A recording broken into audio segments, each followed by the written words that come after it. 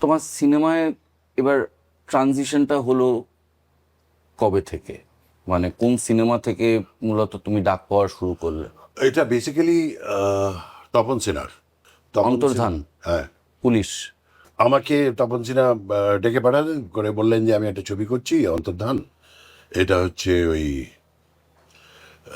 একটা সত্যি ঘটনা ঘটেছিল, এটি মেয়ের হঠাৎ করে অন্তর্ধান হয়ে যাওয়াটা, এবং সেখানে একদম শেষের দিকে তুমি আসছো, একটা ছোট রোল আছে, তা তুমি সেটা করবে ডিসিডিডির রোল।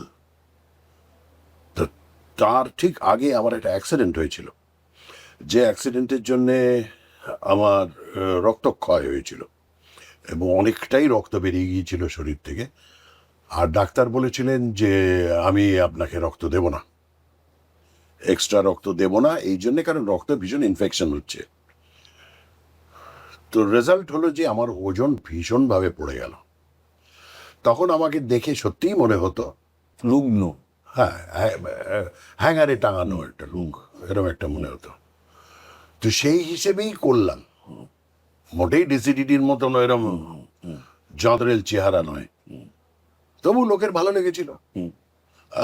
বেসিক্যালি ভালো লেগেছিল তপন সিনহার জন্যে।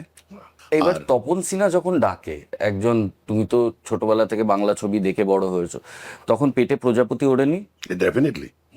আমি তো প্রথমেই এসে লাফাতে লাফাতে এসে বললাম পিসমশাইকে যে তপন সিনহা ডেকেছিলেন, ওনার ছবিতে একটা অভিনয় করতে বলছেন। বলুন বাবা, তুমি তো সৌভাগ্যবান।